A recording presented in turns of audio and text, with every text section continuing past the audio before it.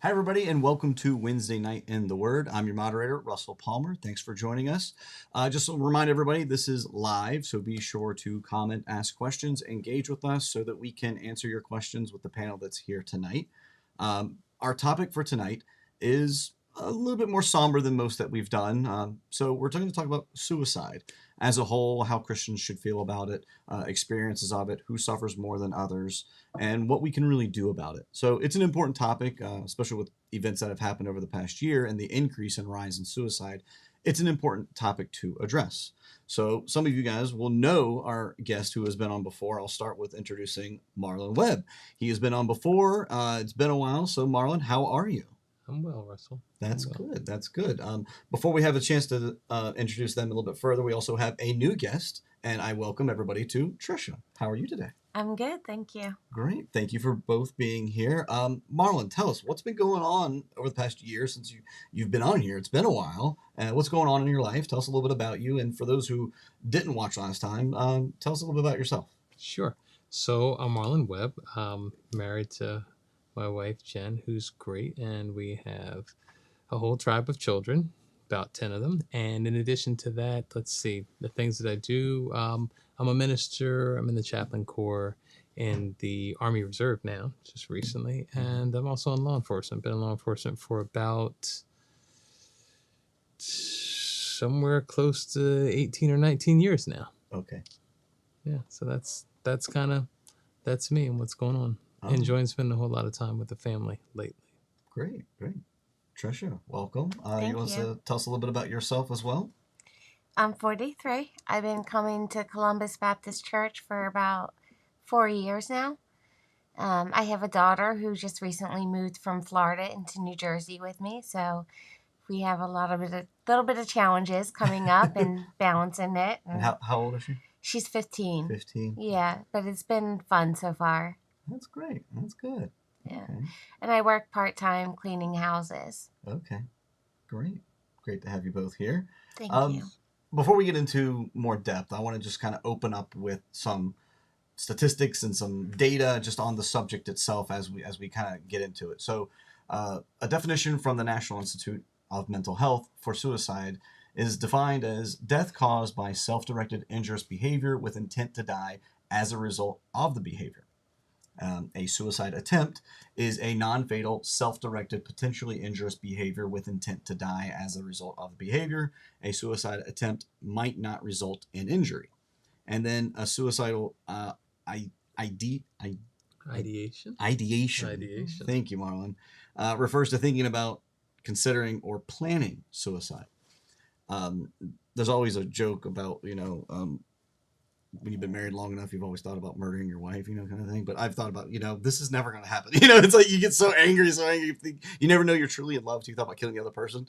And I'm like, does this ever happen for suicide? Does that fall into suicidal ideation? I'm like, would it ever go to that point? I don't know if I'm allowed to address that. I don't think we can go there. I'm allowed to, no.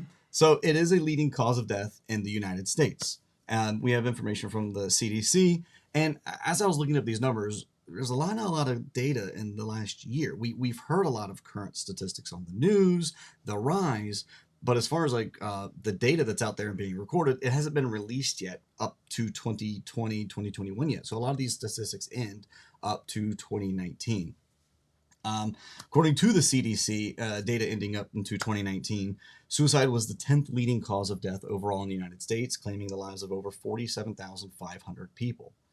Suicide was the second leading cause of death among individuals between the age of 10 and 34, and the fourth leading cause of death among individuals between the ages of 35 and 44. There were nearly 2.5 times as many suicides in the United States as there were homicides. So these are all fascinating. And actually, we're going to throw up some images on the screen for you to see. And in figure 1, it's going to show... I'm going to pull it up here myself so I can look at the same time. The age-adjusted suicide rate in the United States. I'm going to show you guys here too so you can see what I'm looking at. Here we have from 1999 to 2019, the total population, female and then male. And something new that I learned was how high the penetration was per 100,000. Men was so much higher than the women. So I thought that was fascinating. And figure number 2, the suicide rates by age group.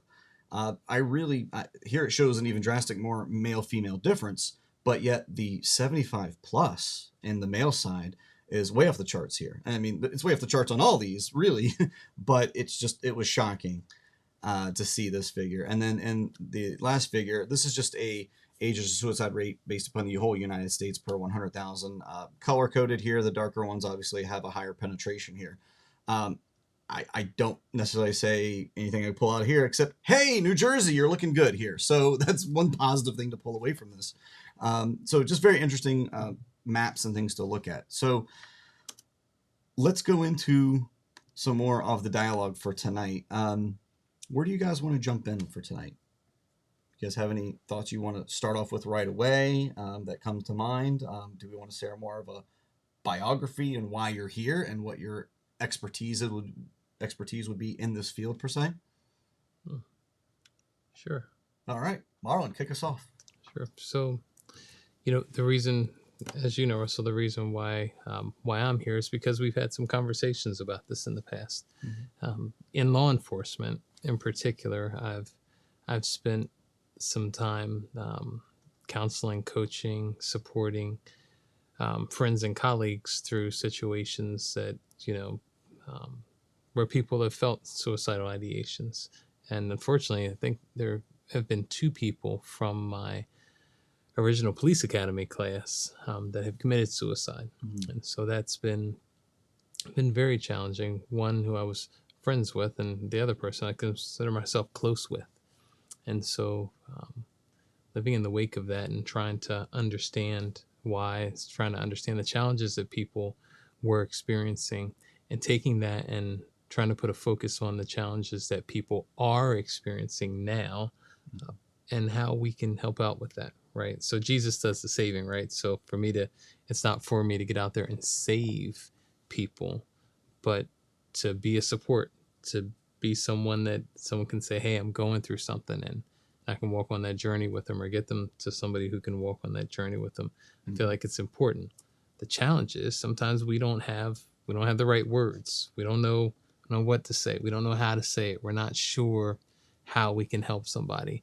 And I think just this right now is a big help. Being willing to talk about it and being willing to express that these are challenges that we all go through, suicidal ideations. Many people might not even express that that's something that they experience. But it's something that, something I've experienced. And so I want to be able to help people. I want to be able to walk on that journey with them. Mm-hmm. You brought up the police side of this too, very briefly in the beginning. And one thing I did learn as I was listening to a podcast on the way here is they proportionally outweigh suicides here, or they disproportionately are affected by suicide more than other professions. Mm-hmm. Do you kind of want to shed some light as to why that may be and why that happens? Sure.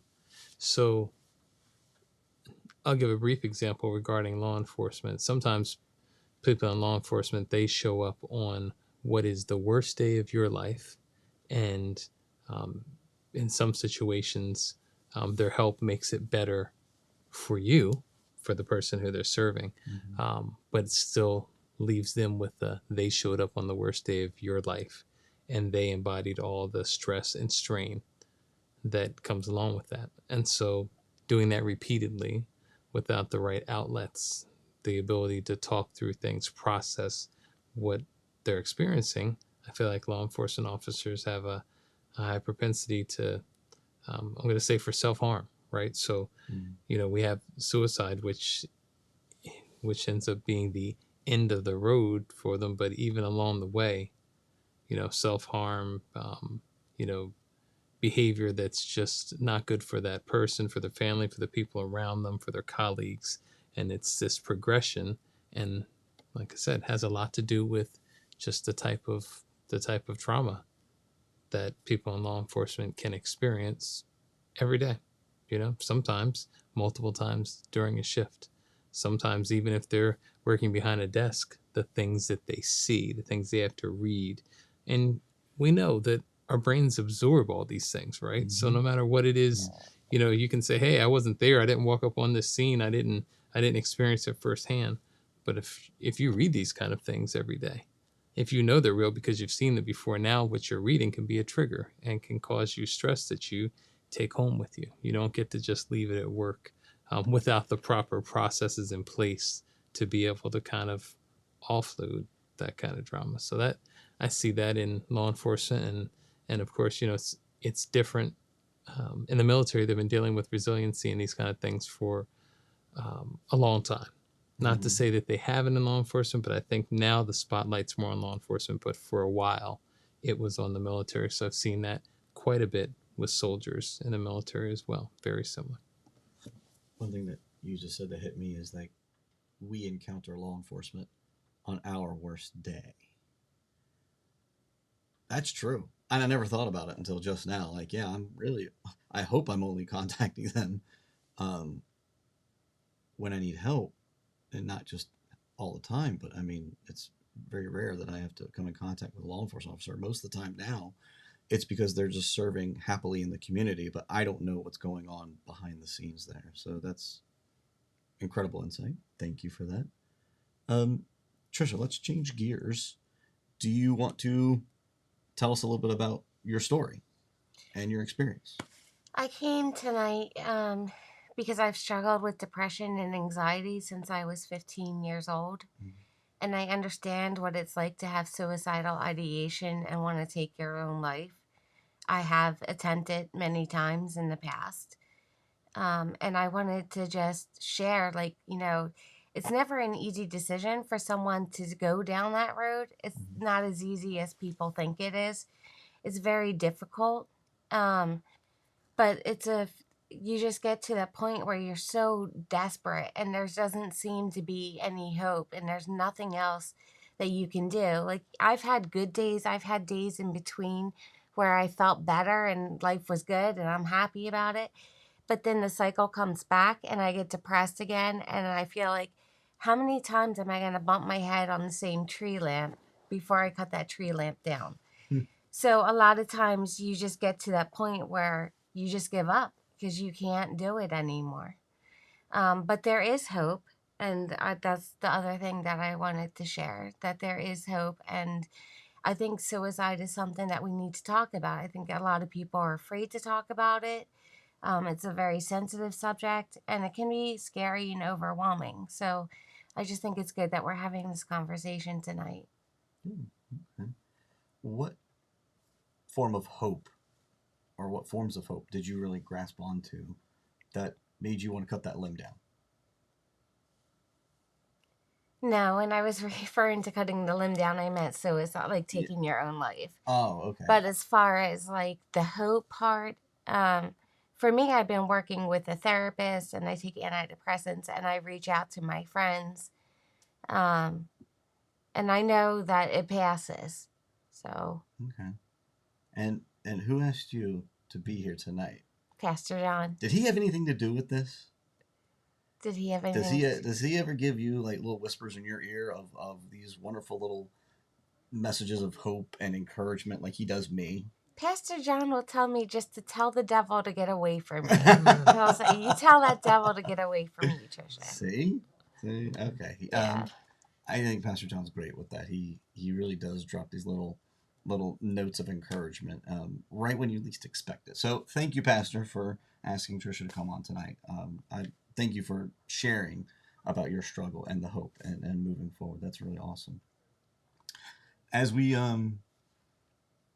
talk about this, because it is something that does need to be talked about, I could personally say that I don't really know anybody directly that has gone through this. I've known people that have struggled who have gone through hurting themselves, and I kind of shy away from that. I kind of back off. I don't really know how to respond. We've had conversations about this in the past about where I struggle is my own empathy. So this is actually a good topic for me to show empathy and sympathy for those around me. So it's a challenge, and I think if you're not comfortable with it and you don't really know what's going on, this could possibly open up some doors.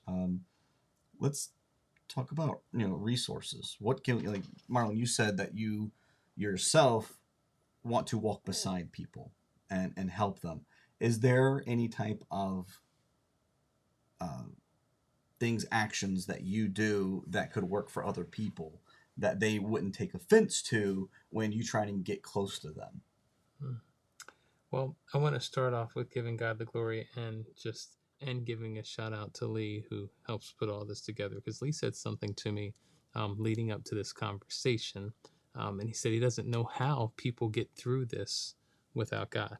Like, that there's, when we're talking about hope, like Tricia was mentioning, knowing that there's something tomorrow, knowing that God's blessings are coming, knowing that his mercies are new every morning. That's a big part of it. That's the foundation of it for me. So I can't leave that part out. Mm-hmm. And then being able to take the time with people to get close enough to really ask the tough questions. So in a suicide training that I had years and years and years ago, suicide prevention training, that is, what they said that so valuable to me, they said, ask people directly. If you have a concern that someone is going through something, and you feel like it's, they have the potential to really hurt themselves, that they're thinking about suicide, ask them. Ask that question. And that's not comfortable. You're just talking about like things that you can say that are comfortable, but you may get a very direct answer just as you've asked a very direct question. And then you can start to work towards, how can we help? Do you need somebody to just be with you right now as you're going through this? Do you need somebody do you need me to sit here with you and not talk? Do you want to talk? Do you want me to listen? Would you prefer if I talk?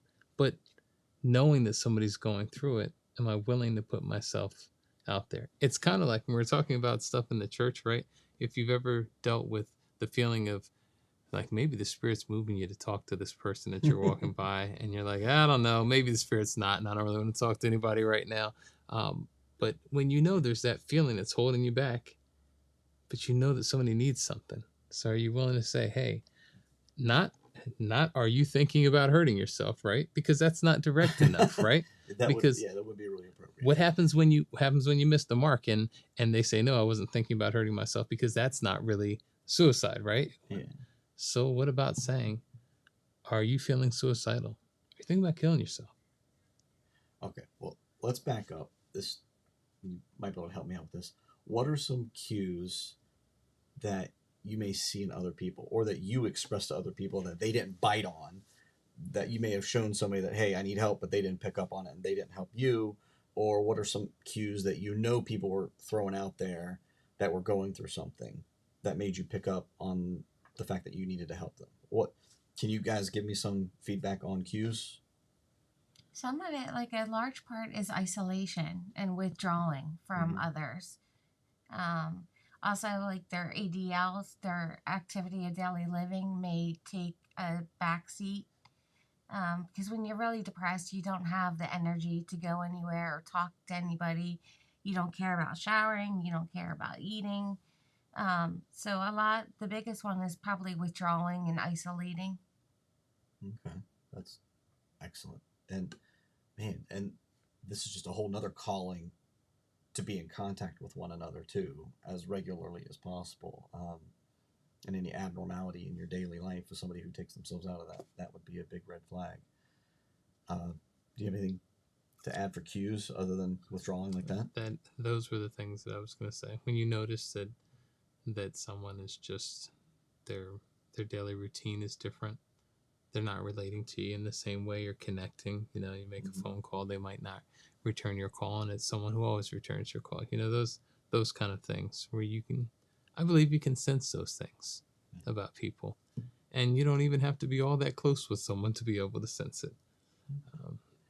So with me and Marlon, we go a long time without talking to each other. So now I'm feeling called out. Like, I got to be checking in with this guy. But I know he's just so busy. That's why we don't talk. So that's okay. So are we good? I think we're good, right? Okay.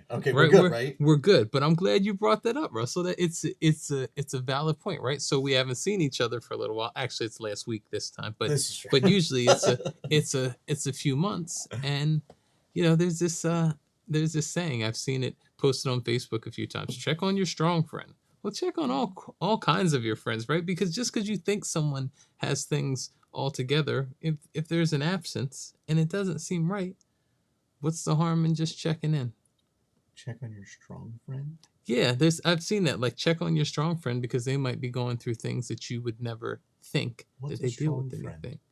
I'm This is not. new to me. I don't know. I haven't seen this. I think I didn't come up with the phrase right, Okay. but when I read it, it hit me like that means the friends that you might feel like everything is okay in their life, Mhm. because maybe you feel like in comparison to my life, their life is just fine, but that's not real, right?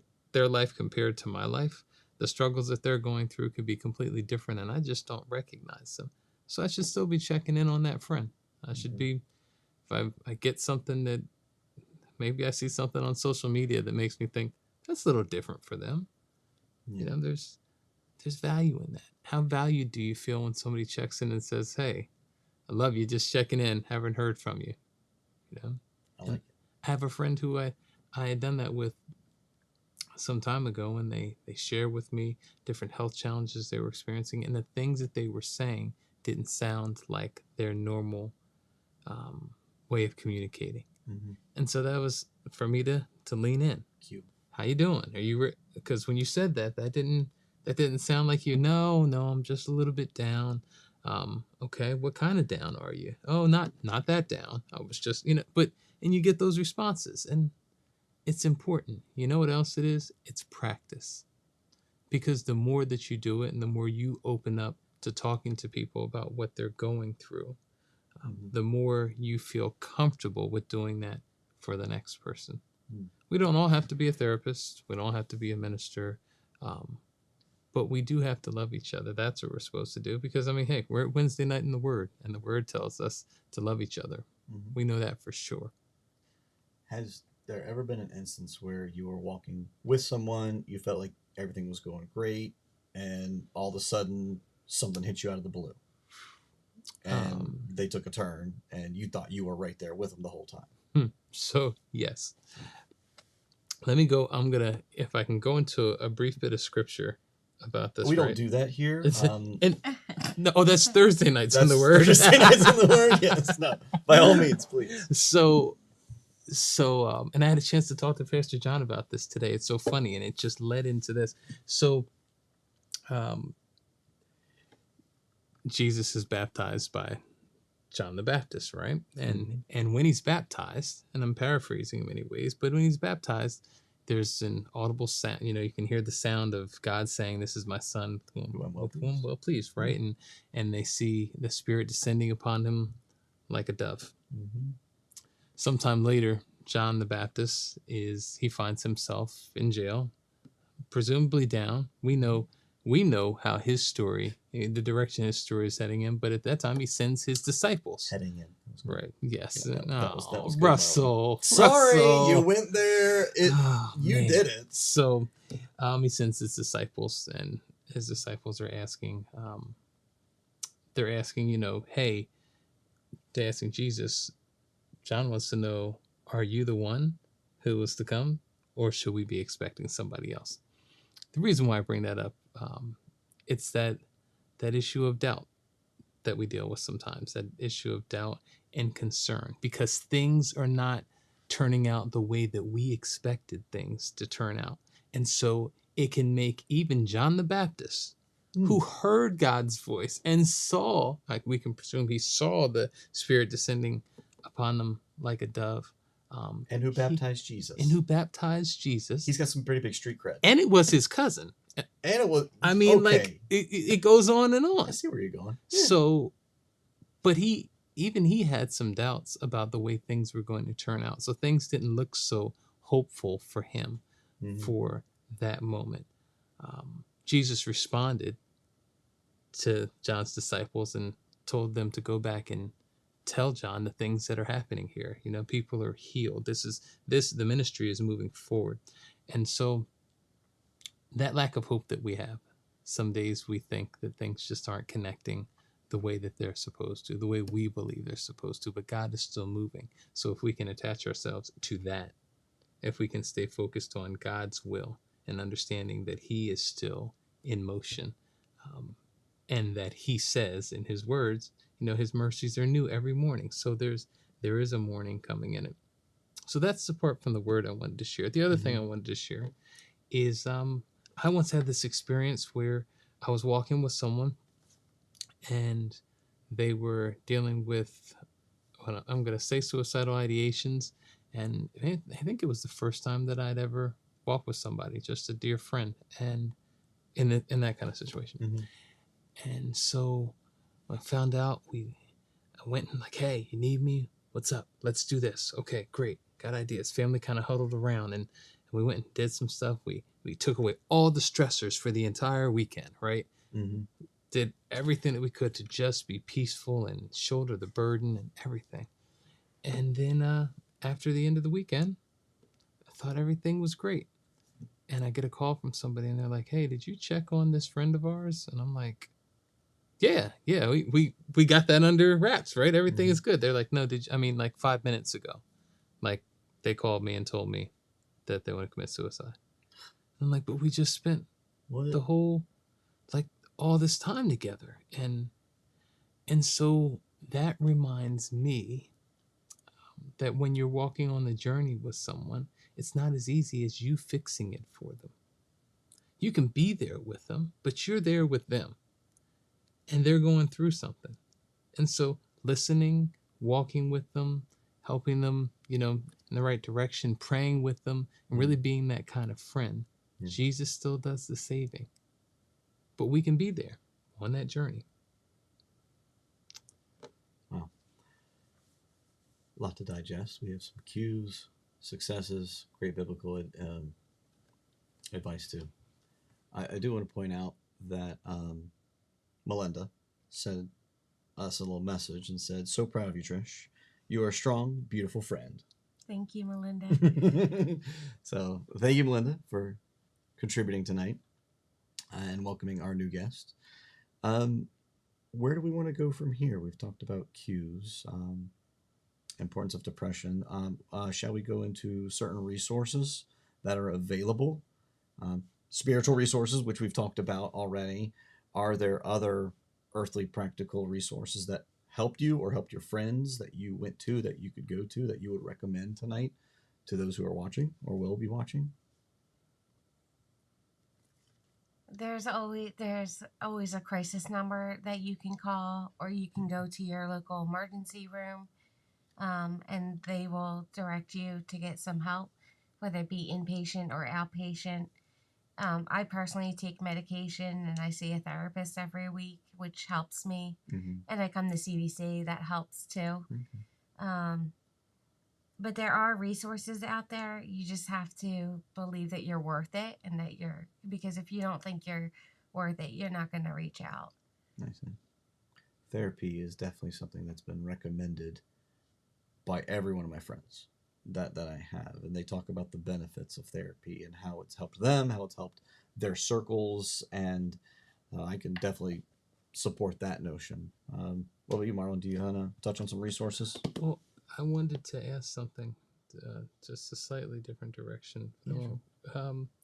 Tricia, is there anything that you've ever heard come from a friend or someone, even a therapist, any words that you feel like have ever had an impact to let you know that you're worth it, coming from somebody else? Because that seems like that's like that spot, we have all these resources here, but if I don't feel like I'm worth it, then I'm not going to get to it. How does somebody who cares remind you how much you're worth in those times? They can't really. But what they can do is just be there for you and be like, you're important to me. I want you to be here. And if someone loves you enough and they're willing to work with you, then you must mean something. Mm-hmm. You mean something to that one person. But basically just be there for that person and let them know, like, I'm not giving up on you. You can push me away. You can do whatever you need to do, but I'm still going to be right here, and I'm still going to call you every day. And if you don't feel like talking, that's okay. Just knowing that someone is going to be with you and that you're not alone. Mm-hmm. Is being you. too persistent a negative thing when somebody's going through that? Not when someone's having suicidal ideation. Okay. You can't push them into it. They're already at that point. Mm-hmm. So all you can do is just keep checking on them. Okay. Wow. Okay.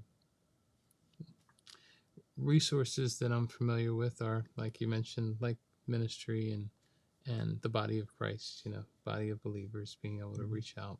Um, in my field, chaplains, both in the military, and now there are police chaplain programs where many police departments have a chaplain who's there for police officers as they're experiencing these kind of things, and first responders, but they're usually clergy from the community, so they're there for both the community but also reminding first responders that we're here for you too. So I think that's a valuable resource. I can tell you a valuable resource. I can tell you that my when I felt at a very low point, being able to pick up the phone and being able to dial a hotline and just talk with someone at that moment, for me it was like, wow, I'm feeling really vulnerable, and things are really hard for me right now, and I don't even want to share that with anybody that I know. I don't Right. want to have to look at them again tomorrow, because for me, I felt like tomorrow I'm going to feel better, but I don't feel good right now. And I don't want anybody to see how bad I felt at that moment. So those resources sometimes they can be good. Right. There's a resource called Contact, and you can call them, and it's an anonymous. You can be anonymous. Because sometimes you don't want to reach out to your friends or family because you don't want them to worry and you don't want them to feel sad or be concerned about you. So sometimes it is a little bit easier to reach out to someone that you don't know or who doesn't know you. Yeah, that's actually a very good point. I didn't even think about that. That would the anonymous part of it. There's the shame aspect, I would imagine too, that you don't want to feel that guilt from your family, but having somebody anonymous to give you that encouragement would be very beneficial.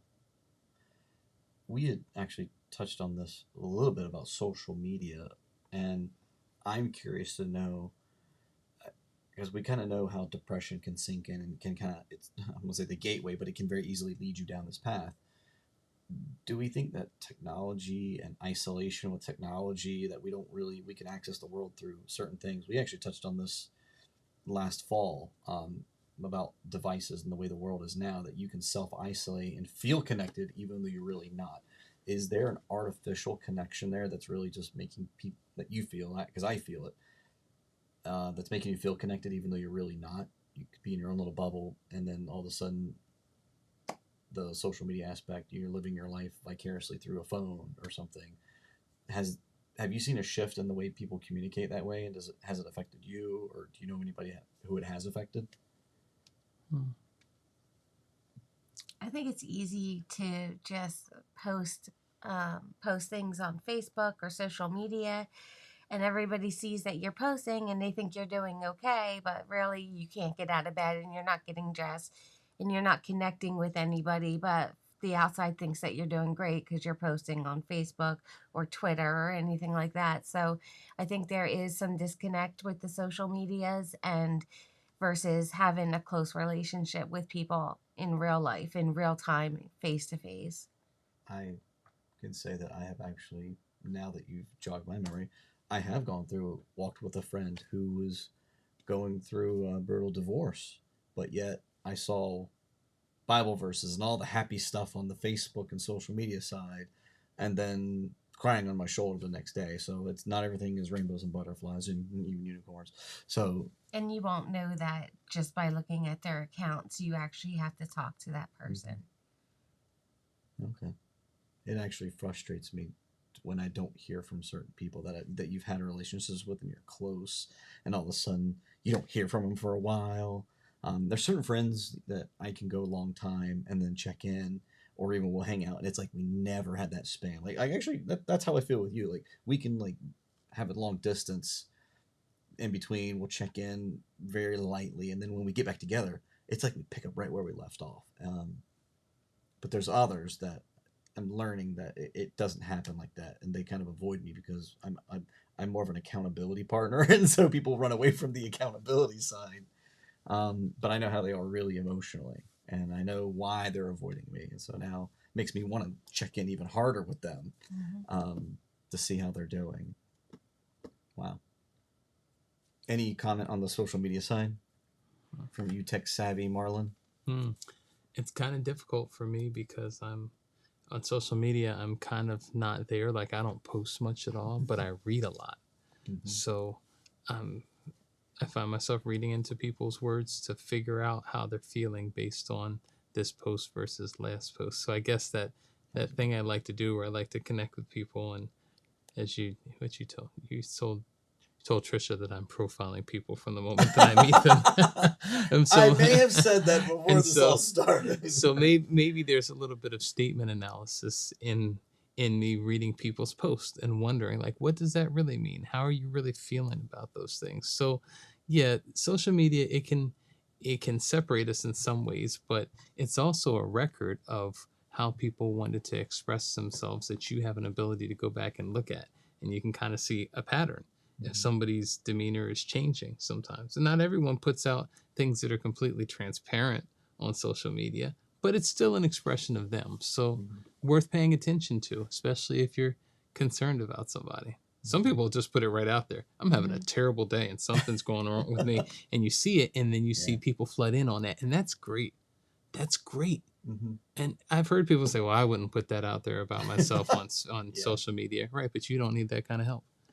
Maybe somebody just needs 100 likes to know that somebody's paying attention to what it is they're putting out there. Maybe they need that encouragement. As a matter of fact, just talking about some of the burdens that we experience in a really tough time of life for me, I posted something on social media, right? I was when my son passed away, and so I put a video of when he was being baptized, as an adult, obviously.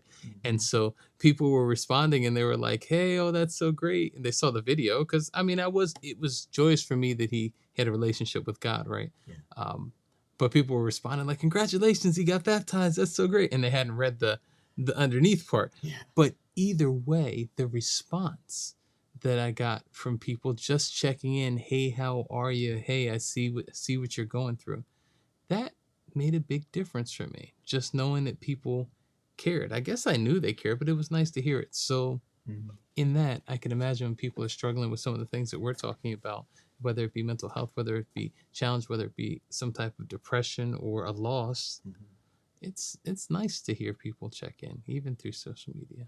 That's good to hear, and it's something that I needed to hear specifically tonight, because I often criticize others for needing validation or posting things just to get validation, so that just to have people agree with them and to hear with them. And I don't want to say that it's validation that they're condoning what's happening, because I think there's a fine line there that you can push, but to know what somebody's going through as an opportunity to help, that I think is an opportunity for correct validation rather than the incorrect. I don't want to need other people's validation. Now, whether I've gotten to a point where I can go without it, I don't know. But I do need other people's love. And that's gonna be our hashtag for the night, or our quote for the night. I don't want to need other people's validation. But that doesn't mean that I don't desire it sometimes. I think we all do. We all do it a little bit. But I know I want other people's love. I do want to be loved. And so if that love comes as an expression of, hey, I saw you're going through something, keep your head up, man, it means something. Yeah.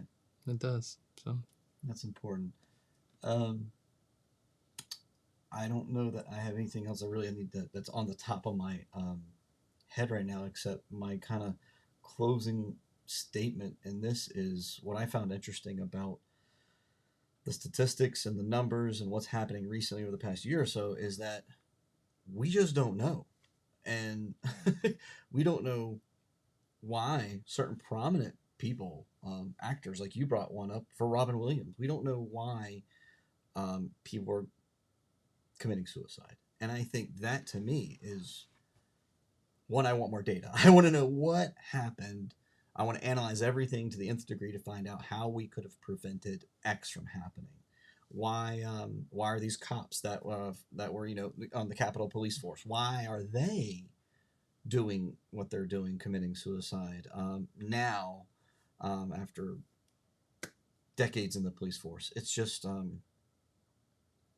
what happened really to take that final step, that and what could prevented it. So me, I'm just at the point where I want to know more data, especially over the past year or two, where we hear reports of things being on the rise.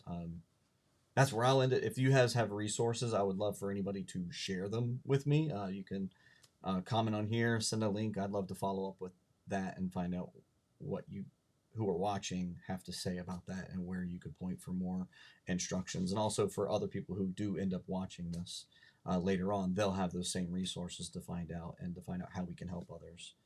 Did you guys have anything else that you wanted to cover on tonight's episode? No. I want to thank Tricia for being here. Yeah. I think you being here is the most important part of this conversation, and being able to share your experience and being able to tell us, hey, that what you said, Tricia, is so important. If someone doesn't feel like they're worth it, then the options in front of them won't matter as much to them. And that maybe I can't help them feel like I can't make them feel like they're worth it, but I can tell them, and the words you said, they'll remain in my mind. I can tell them that I want them to be here tomorrow. I want them to be around. And if that matters to somebody, that's what I want them to hear. So, for those of you who might be watching that I know, if you're going through something and you need a friend to walk with you on that journey, give me a call.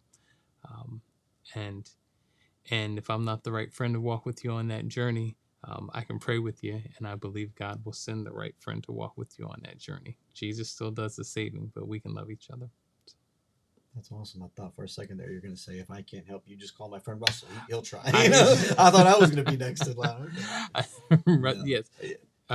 Yes, call Russell. Call Russell too. Call Russell too. I was actually going to say the same thing. Thank you so much for sharing your story tonight, Tricia. Thank you. That means a lot, giving other people hope and guidance and resources. And Marlon, as always, thank you so much for being my friend and sharing your experience here. It is invaluable, and I love hearing your experience just pour out on us, and your love for Jesus too. Just asking all the right questions to get all the right answers back. It's a pleasure just to sit here in the same room with you sometimes. So thank you for being here. To God be the glory. Yes. Thank you all for watching tonight. I really appreciate it. Thanks for the engagement that we had tonight. It's a special thing to have these conversations that need to be talked about, and to have this platform. So if you enjoyed tonight, or you got value in it, and please subscribe to our channel, like the episode tonight.